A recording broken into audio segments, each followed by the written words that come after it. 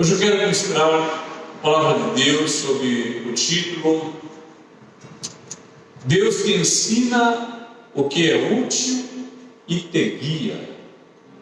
Aleluia. Esse título, ele está dentro da palavra que nós vamos ministrar. Eu acho que vai baixar um pouquinho só, né? Deus te ensina o que é útil e te guia. Você poderia dizer uma vez, Deus me ensina. Diga, Deus me ensina. Deus me ensina O que é útil e me guia. me guia. Amém. Graças a Deus. Ainda que nós estamos todos mascarados, eu quero convidar você, deixa o seu coração aberto. Amém, queridos? Deixa o seu coração aberto para que todos nós sejamos abençoados, que nós seremos, que Deus fale no nosso coração, que Deus ministre e que Ele nos abençoe. Amém, queridos? Quando a gente anda aqui em Londrina, a gente vê os catadores de latinha usando aquelas carrocinhas. Eu não sei se o meu conhecimento está correto. Eu sou caipira, vivi muitos anos numa igreja agrícola, nós chamávamos aquilo de charrete. Então, os catadores de latinha com as suas carrocinhas, com as suas charretes, mas você viu que a roda é um pneu, verdade? A roda é um pneu. É diferente da roda da carroça que você viu lá no sítio. Aqui quem anda no sítio, você vai lá, a roda da carroça de madeira e é anelada com um aro de ferro, verdade? Para proteger. Antigamente todas as rodas de carroça eram de madeira, aneladas por aquele aro de aço, para proteger a madeira e para a roda durar mais. Mas olha que interessante, não eram somente as carroças, os carros também usavam roda de madeira e aneladas com aro de aço. E o que mais? Até as bicicletas. E um dia um homem chamado John Dunlop, ele ficou olhando seu menino andando de bicicleta e ele percebia que aquela roda não era o ideal.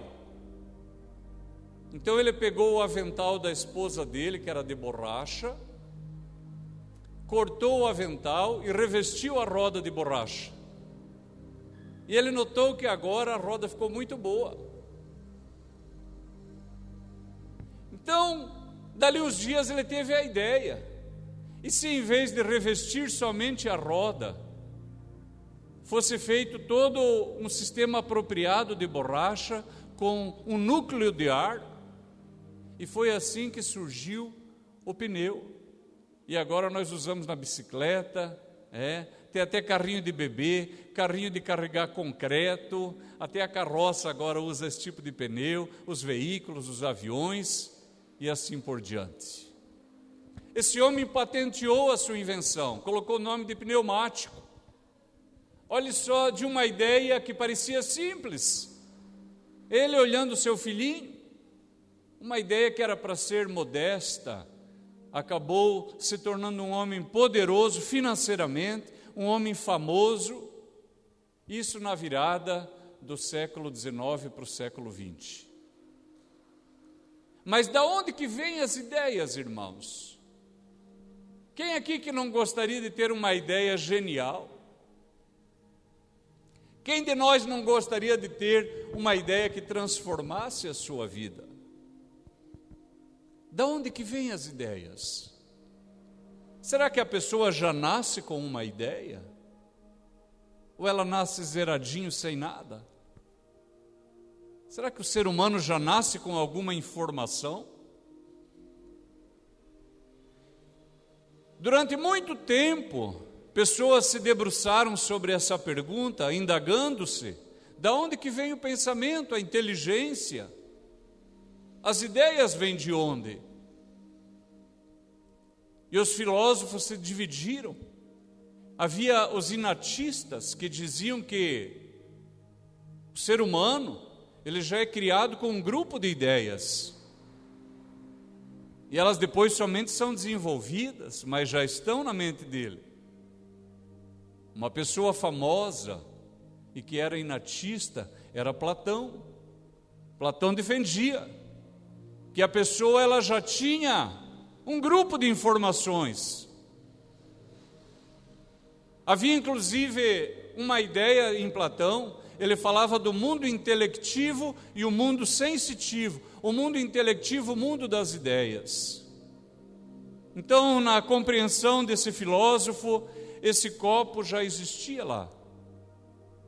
Só precisou que alguém baixasse.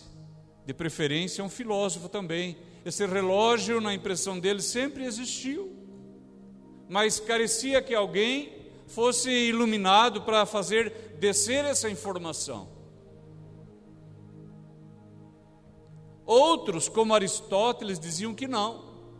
Diziam que a pessoa nasce sem ideia alguma e é com a experiência que ela vai desenvolvendo o seu conhecimento, a sua inteligência, vai adquirindo sabedoria. Então era um empirista, ele defendia a experiência. Mas então aparecia alguém para fazer uma pergunta: mas e se alguém nascesse cego, surdo e sem tato, ele não saberia que ele é um ser humano? Então vejam, irmãos, que são perguntas que incomodaram a humanidade. De onde que vem a inteligência? De onde que vem a ideia? E eu quero crer que aqui nesta noite tem alguém orando, falando: Deus, me dê uma ideia que transforme a minha vida, amém? Será que tem alguém assim? Deus, me dê uma ideia que mude a nossa história, que nos coloque no rumo, amém, queridos? Da onde que vem a ideia? Abre a sua Bíblia, por favor, em Tiago, no capítulo 1, e eu quero ler com vocês o versículo 17. Tiago, capítulo 1, o versículo 17. Mas aí depois você guarde a sua Bíblia para você ficar completamente imerso nesse pensamento de que Deus te ensina o que é útil e que Ele te guia. Podemos ler Tiago 1, versículo 17, diz assim: toda boa dádiva e todo dom perfeito vem do alto, descendo do Pai das luzes, em quem não há mudança nem sombra de variação. Amém. Então você viu o texto: toda boa dádiva e todo dom perfeito vem do alto, descendo do Pai das luzes, em quem não há mudança nem sombra de variação. A boa ideia, irmãos, ela vem de Deus. A ideia genial, transformadora, a ideia maravilhosa, ela vem de Deus. E olhe que interessante, o apóstolo Tiago diz assim: descendo do Pai das luzes. Os irmãos que ainda lembram da aula de português e os jovens que estão aqui, que lembram da aula de português, vocês sabem que descendo, o verbo está no gerúndio, ou seja, é um verbo de ação contínua. Não diz que toda boa dádiva e todo dom perfeito desceu do alto, ou vai descer do alto. Diz que desce do alto, vem do alto, descendo. Tem diferença? Tem toda a diferença. Uma coisa seria eu dizer que um dia Deus deu uma sabedoria para uma pessoa, ou que Deus deu um tipo de sabedoria para a humanidade, ou que no futuro Deus dará sabedoria. Esse texto não fala isso. Diz que Deus começou a dar sabedoria e inteligência para a humanidade, e Ele continua fazendo isso, e Ele está fazendo isso agora, nesse momento. Deus vai dar aqui para muitos irmãos que têm fé e que têm um coração desejoso, porque às vezes a pessoa está fechada, ela pode pensar: a minha vida está boa assim, eu quero que continue assim, está certo, é o desejo da pessoa, mas aqui tem corações ávidos por mudança. Eu sou uma dessas pessoas, eu creio que a pastora também. Olhando para a sua vida, você diria que é o máximo que Deus pode fazer na sua vida? Ou você crê que Deus pode te projetar para outros níveis? Eu creio que Deus pode me levar para outros níveis, amém, queridos? Você crê que Ele pode fazer isso na sua vida? Então, em primeiro lugar, entenda que a verdadeira sabedoria, a verdadeira inteligência, a boa ideia, ela está vindo de Deus, ela começou a vir e ela não para. Por que nós precisamos entender isso? Porque você pode ter iniciado um empreendimento e ele não deu certo. E você fala, então não tem mais jeito, porque não deu certo e acabou. Não. O Senhor vai continuar dando sabedoria para você. Aleluia. Olha que interessante, irmãos.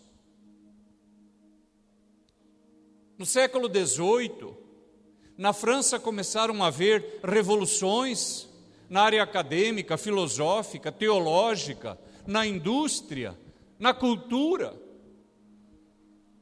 E os pensadores começavam a reagir contra o domínio da igreja. Por quê, irmãos? Porque a igreja trouxe para si, chamou para si, uma responsabilidade que não é da igreja, irmãos.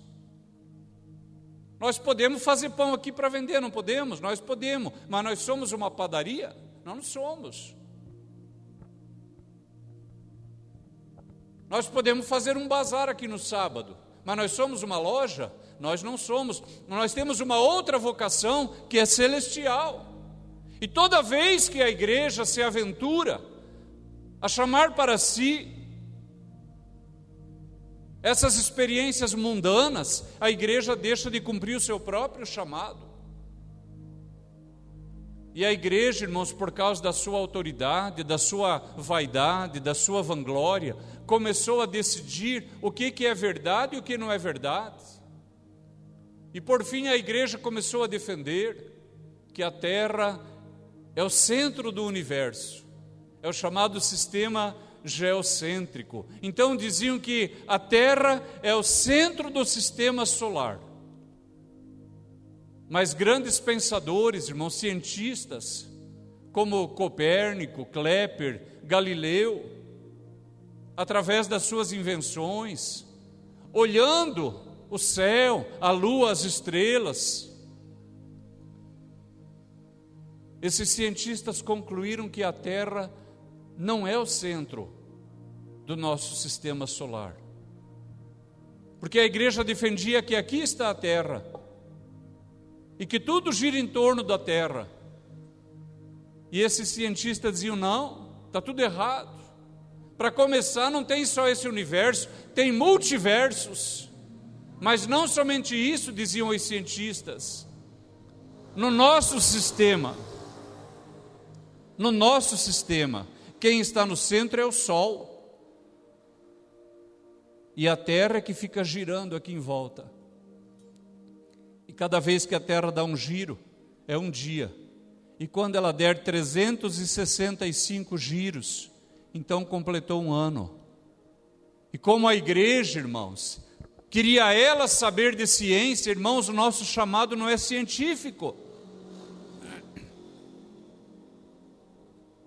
Os pensadores na França, junto com John Locke, Descartes, eles falavam, a civilização precisa se libertar da filosofia, precisa se libertar da teologia. E o que decide o que é certo e errado é a ciência. E então começaram a dizer que a igreja é obscurantista, porque obscurece o saber. E então aconteceu uma revolução que ficou conhecida como a Revolução Francesa, e teve o seu pico, o seu lugar mais alto, em 14 de julho de 1789, na chamada queda da Bastilha. Agora olha que interessante, irmãos. Esse chacoalhar que eles fizeram, dizendo, nós não queremos mais que a igreja diga o que é ciência. Eles chamaram isso de iluminismo. Mas olha o que o apóstolo Tiago diz no século I da era cristã. Que o nosso Deus é o Pai das luzes. Eles dizem que Paris é a cidade-luz, que aquele movimento é o iluminismo, mas o apóstolo Tiago diz, O nosso Deus é que é o Pai das luzes. A igreja errou sim. A igreja não tinha que ter chamado para si essa responsabilidade. Por quê, irmãos? Porque nós fomos chamados para anunciar um reino que há de vir. Um reino futuro, um reino que já está chegando e que está entrando já neste lugar nesta noite outra vez. Aleluia! E as pessoas que passaram aí à frente e os que assistem pela live, sabe, há um reino que está chegando e é o reino de Deus e do seu Cristo. Você pode aplaudir ao Senhor, aleluia! Aleluia! Contudo, queridos irmãos, note uma coisa. O labor da igreja é anunciar a volta do Filho de Deus, a implementação do seu reino. Mas você como indivíduo, você como cidadão desta vida e cidadão do reino de Deus, você tem que saber que o Espírito Santo pode sim dar para você uma ideia genial, maravilhosa, que transformará, aleluia, o teu nome, a tua receita, a tua empresa, o teu labor na tua profissão, na faculdade, o teu labor acadêmico, porque olha o que diz a palavra de Deus, aleluia. Eu quero ler com vocês, aleluia, glórias ao nome do Senhor. Diz assim o Senhor, o nosso Deus: assim diz o Senhor, o teu Redentor. É bom Deus falando assim com a gente? Eu acho maravilhoso. Assim diz o Senhor, o teu Redentor, quer dizer, aquele que comprou você, aquele que redimiu você, o Santo de Israel. Aleluia! Eu sou o Senhor, o teu Deus, que te ensina o que é útil e te guia pelo caminho em que deves andar. Aleluia! Que palavra maravilhosa de Deus! Aleluia! Assim diz o Senhor, o teu Redentor, o Santo de Israel, que te ensina o que te é útil e te guia pelo caminho em que deves andar. Sabe o que Deus está dizendo nesta palavra? Eu, o Senhor, eu sou quem pode dar uma ideia genial para você. Eu que posso ensinar o que é útil para você.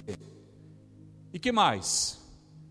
Eu vou junto com você para garantir que o plano vai dar certo, porque Ele diz, eu sou o que te ensina e eu sou o que te guia. Aleluia! Você note, querido irmão, querida irmã, moço e moça, aleluia, Deus está se comprometendo a transformar a sua vida. Ele não somente dará a ideia, mas Ele garante que Ele vai junto para que aconteça. Um dia nós estávamos na casa de uma irmã, e quando já estava perto do momento de nós viajarmos, tínhamos 400 quilômetros pela frente, 500 quilômetros, o filho da irmã disse assim, pastora, a senhora não podia fazer uma cuca antes de a senhora ir embora? Porque sabe que a pastora faz bem. Nós já tudo pronto. Ela falou, eu faço, querida, é rapidinho. E a irmã autorizou, ela foi na cozinha, pregou os ingredientes, arrumou tudo, colocou no forno, ajustou a temperatura e disse, daqui tantos minutos pode tirar. O menino fala assim, irmã, a senhora não podia ficar até ficar pronto? Porque ela sabia que a mãe já tinha tentado fazer tantas vezes e a farofa afundava. O que o menino estava dizendo? A senhora veio até aqui, vamos junto para garantir que vai dar certo. O nosso Deus, aleluia, que é maravilhoso, que é digno de honra, de glória, de adoração, Ele diz, eu vou dar uma ideia genial para você, e quer saber uma coisa, eu vou junto com você até fazer isso funcionar. Você pode aplaudir a esse Deus maravilhoso, aleluia, aleluia, glórias a Deus.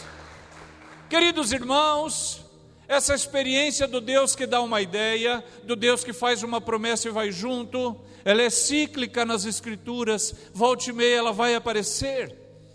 faz lembrar o dia que o Senhor disse para Jacó.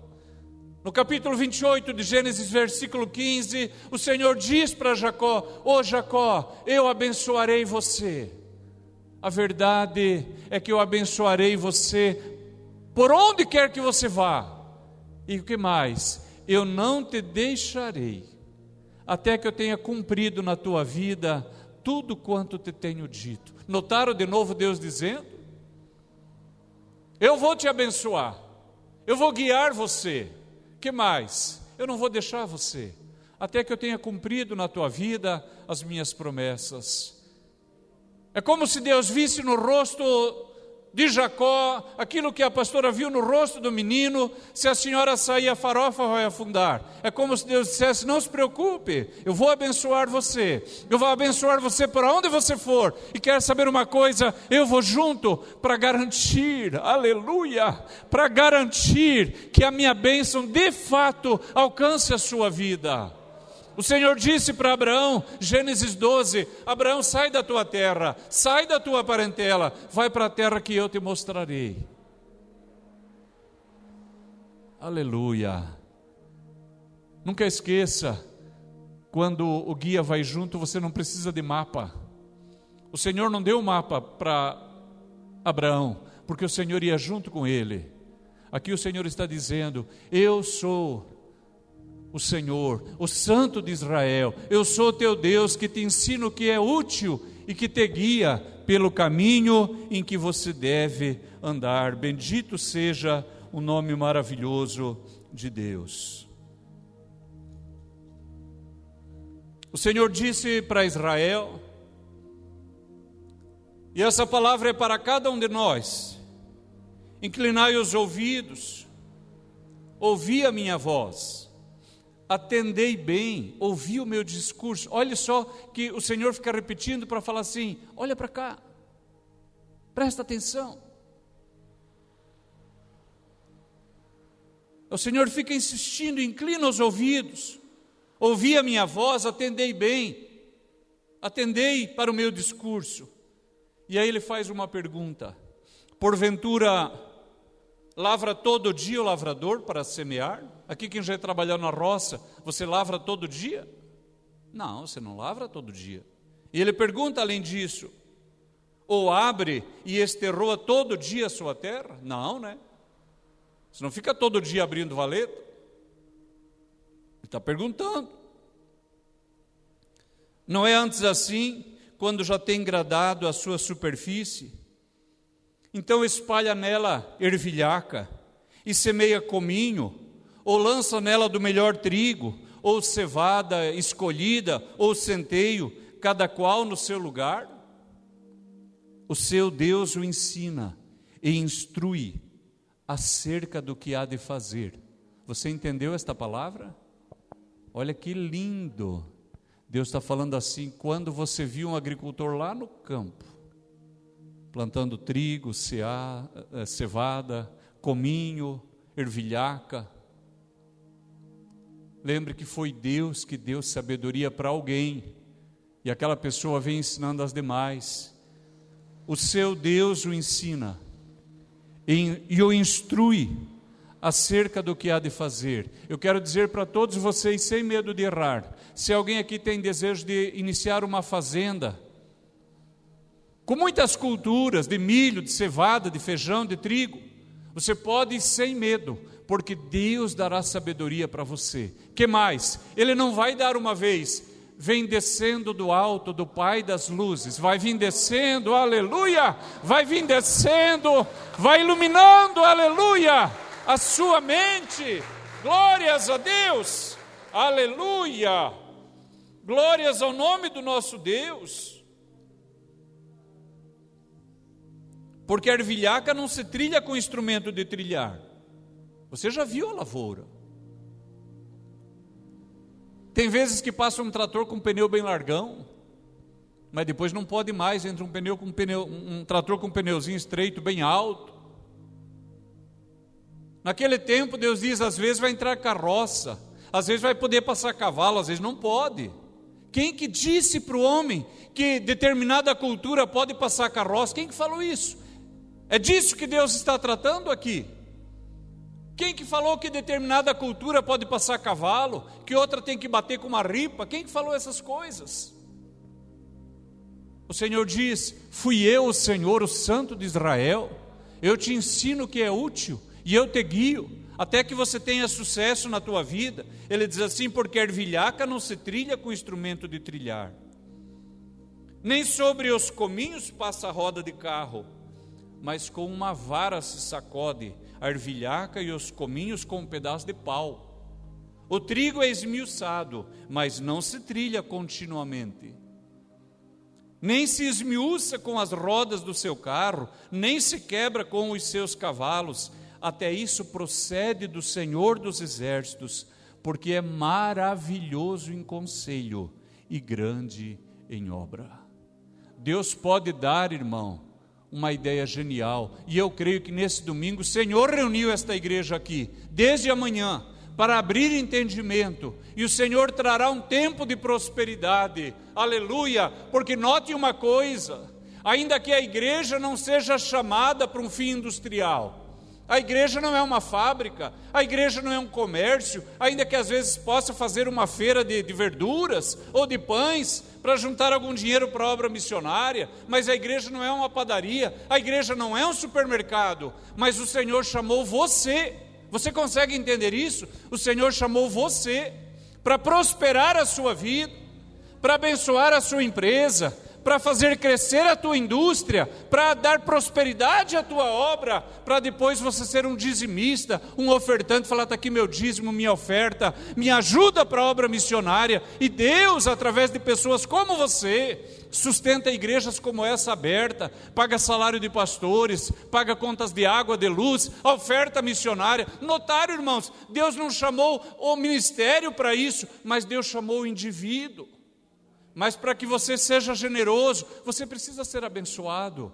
Muitas pessoas aqui dizem: eu queria fazer mais pela obra de Deus, mas eu estou limitado. Nesta noite o Senhor está falando ao seu coração: eu quero capacitar você, para fazer de você uma pessoa próspera. Aleluia, bendito seja o nome do Senhor.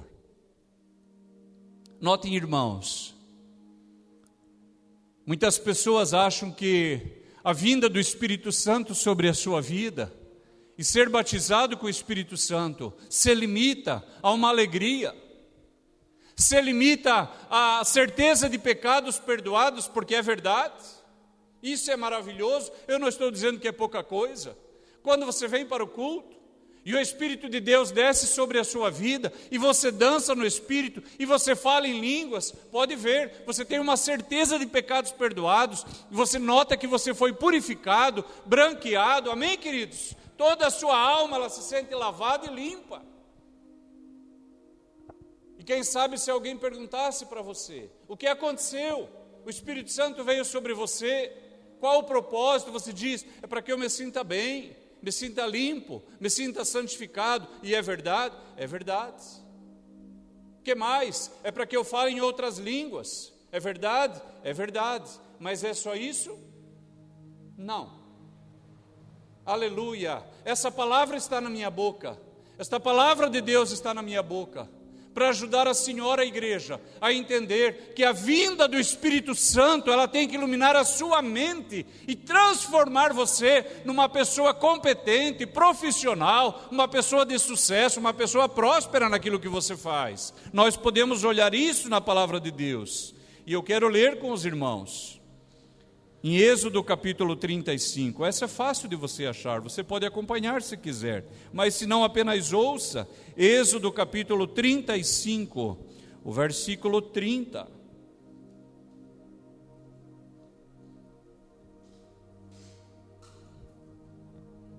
Diz assim a palavra de Deus.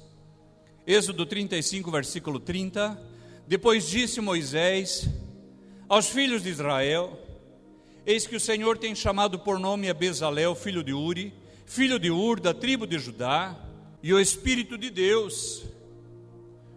Olhe só agora, você que já é batizado, você que já se sente santificado com a presença do Espírito, você que já fala em outras línguas, olha que Deus tem mais para você pela presença do seu Espírito. Diz assim: o Espírito de Deus o encheu de sabedoria, entendimento e ciência em todo artifício. Notaram? Todo artifício. E para inventar invenções. Aleluia! Quem sabe Deus está chamando alguém aqui nesta noite para ser um inventor, uma inventora, porque diz aqui, o Espírito Santo capacitou para inventar invenções, que mais? Para trabalhar em ouro, em prata, em cobre, em artifício de pedras para engastar, ou seja, pedras preciosas, em artifício de madeira, para trabalhar em toda obra esmerada. Amém e amém, graças a Deus pela sua palavra. Notaram? O Espírito Santo pode capacitar você para se tornar um ourives, para produzir joias, para trabalhar em carpintaria, marcenaria, na indústria, na fábrica. Primeiro Deus falou do campo, amém? Todo mundo acompanhou? O Senhor capacita a pessoa para trabalhar lá no campo. O Senhor, pelo seu Espírito, capacita para trabalhar na cidade. O texto diz: eu sou o Senhor teu Deus que te ensino o que é útil e te guia. Eu vou te dar a ideia e eu vou junto para garantir que ela aconteça. Olha, queridos irmãos, há uma experiência que eu tive quando eu trabalhava com eletrônico. Uma vez eu já contei nesta igreja. E nós consertávamos aparelhos eletrônicos. Na época eu tinha 17 anos, talvez 18, não lembro exatamente. E caiu na minha mesa para consertar uma televisão Philco 12 polegadas, redondinha. E eu trabalhei todo dia naquela televisão, não consegui consertar. Então no outro dia, o dono da oficina e mais um colega, o Luiz, eles trabalharam e ficaram até 9 horas da noite e não conseguiram consertar. E quando eu soube daquilo, eu orei. Eu falei assim: Deus, o Senhor sabe onde está o defeito. O Senhor sabe ou não sabe? Claro. Perceberam, irmãos? É isso que o Senhor está me movendo para dizer a você, que o Espírito Santo, Ele faz todas essas obras que eu referi, mas Ele vai muito além disso. Desde que você creia, desde que você o chame para si. Eu orei e falei: Senhor, o Senhor sabe aonde está o defeito. E se o Senhor me desse a peça estragada na minha mão, isso ia confirmar o meu nome aqui na oficina. Eles iam confiar que eu tenho competência para trabalhar. Senhor, me dê a peça. Irmãos, no outro dia eu trabalhei meia hora. Achei a peça defeituosa. Irmãos, eu trabalhei 9 anos com isso. Nunca mais eu vi uma coisa daquela. Num instantinho arrumei, funcionou, limpei, tudo certinho. Os anos passaram, eu ganhei o meu colega para Jesus, o Luiz. E um dia, quando ele já era crente, batizado com o Espírito Santo, eu falei assim: ô Luiz, lembra aquela televisãozinha Philco, que vocês não deram conta de arrumar e eu arrumei? Ele falou: lembro. Eu orei. Ele falou: ah, não vale. Não vale. Eu falei: claro que vale, azar de vocês que não sabem orar. Amém, queridos? Olha só, quando você crê, irmãos, o Espírito Santo, ele pode ajudar você em qualquer área da sua vida. O texto de Isaías falou da agricultura. O texto de Êxodo fala de toda sorte de indústria, de fabrico de coisas, de ouro, de prata, de cobre, de madeira, invenções. Por quê, irmãos? Olha o que diz o profeta Isaías. Eu não vou chamar você para cá, porque o nosso horário está passando, mas eu quero ler com você. Falando do Espírito Santo, Isaías disse assim: repousará sobre ele o Espírito do Senhor, o Espírito de sabedoria e de inteligência, o Espírito de conselho e fortaleza, o Espírito de conhecimento e de temor do Senhor. Olhe só, irmãos, como é abrangente a obra do Espírito Santo. Aleluia. O que mais? Diz assim: também Ele tem disposto o coração para fazer toda a obra de mestre e a mais engenhosa, e a de bordador, em pano azul, em púrpura, em carmesim, em linho fino, tecelão, fazendo toda a obra e inventando invenções. Olha que lindo isso! Deus pode capacitar o crente para trabalhar na agricultura, na marcenaria, na carpintaria, na ourivesaria. O Senhor pode dar sabedoria para trabalhar numa tecelagem. Ou seja, qualquer área da nossa vida, o Espírito Santo pode capacitar o crente. Mas venha comigo para Atos capítulo 2, por favor, abra sua Bíblia em Atos no capítulo 2. Olhe só que interessante isso, queridos irmãos. Diz assim o versículo 1: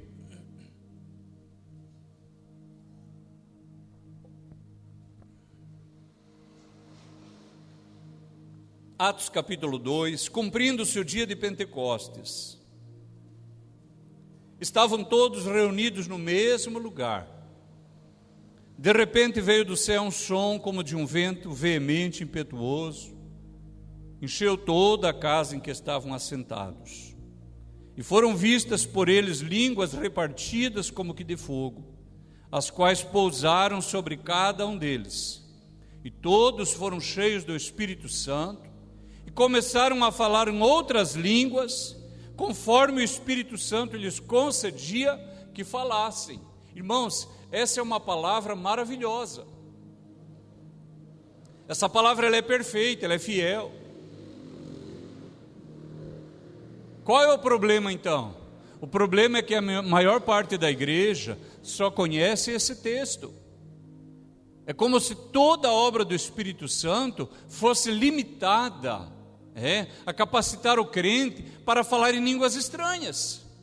E não estou dizendo que isso é pouco. Isso é maravilhoso, tanto no mundo emocional, físico, como no mundo espiritual. Entretanto, o Senhor pode nos levar muito além disso. Olha o que diz no capítulo 4, no versículo 31, ainda em Atos: e tendo eles orado, moveu-se o lugar em que estavam reunidos, todos foram cheios do Espírito Santo e falaram novas línguas? Não, agora não é mais, perceberam? Antes foram cheios do Espírito Santo, falaram novas línguas, aqui foram cheios do Espírito Santo e anunciavam com ousadia a palavra de Deus. Agora já é uma obra diferente. Em Isaías, enche do Espírito Santo, capacita para trabalhar na agricultura. Em Êxodo, enche do Espírito Santo, capacita para trabalhar na cidade, na indústria, no ensino, em qualquer tipo de ofício. Aleluia! Mas nós precisamos saber disso. Nós precisamos crer nisso. Às vezes o crente está por uma dificuldade, um problema, não consegue resolver. Não tem uma saída. E fica sofrendo, porque ele limita a obra do Espírito Santo. Ele acha que o Espírito Santo é só para falar em novas línguas na hora do culto. E é maravilhoso falar em novas línguas na hora do culto, mas a obra do Espírito vai muito mais além disso. Quem dos jovens que estão aqui já brincou aqui na igreja com aquele brinquedo de bater assim e acende uma lâmpada? Alguns jovens já brincaram. Eu que fiz aquele brinquedo. E você pode achar que é simples, mas tente fazer na sua casa, você vai ver que você não vai conseguir. Porque você bate ali, acende uma lâmpada, e se o outro bater, ele não consegue apagar a tua lâmpada, nem consegue mais acender a dele. Você precisa resetar o sistema para voltar a funcionar. E como eu tenho formação na área eletroeletrônica, eu desenhei o esquema e construí e não funcionava. E eu verifiquei o circuito várias vezes, não funcionava e não funcionava. E eu orei e falei: Senhor, o que tem de errado? Porque na minha cabeça era para dar certo. E uma madrugada eu acordei, era umas 5 horas da manhã, parece que acendeu uma lâmpada. Eu sei onde está o defeito. Fui lá no meu desenho, arrumei e depois durante o dia fiz, deu certo, funcionou tudo. Eu quero convidar você, coloque-se de pé, por favor. Enquanto você fica de pé, eu quero fazer uma última leitura. Aleluia, do apóstolo Tiago. Você não precisa abrir mais. Eu vou ler Tiago, capítulo 1, o versículo 7. O versículo 5, melhor. O apóstolo Tiago diz assim: se algum de vós tem falta de sabedoria, peça a Deus, que a todos dá liberalmente, e não lança em rosto, e ser-lhe-á dada. Deus é tão lindo. Deus é lindo, irmãos. Essa semana eu estava orando e falando para Deus: Deus, o Senhor é maravilhoso. O Senhor não merece meus pecados, nem minhas falhas, nem meus erros. Isso aí tudo é rebelião minha. O que o Senhor merece é honra, glória, louvor, adoração, porque o Senhor é maravilhoso. Porque olha o que Ele diz, irmãos: eu sou o Redentor, o teu Redentor. Eu sou o teu Deus. Eu te ensino o que é útil. Eu vou junto para garantir que dá certo. E se você tem falta de sabedoria, peça, porque o Senhor a todos dá liberalmente e não lança em rosto. Uma outra tradução diz: e não impropera. Eu tenho certeza que, olhando aqui para mim, teve muita gente aqui que no tempo de escola não sabia a resposta, não sabia resolver um problema, mas não teve coragem de levantar a mão e dizer: não entendi, eu não sei, porque tinha medo que o professor fosse estúpido, que o professor lançasse em rosto. O texto diz: se alguém tem falta de sabedoria, peça a Deus, porque Ele dá liberalmente, e Ele não vai lançar em rosto.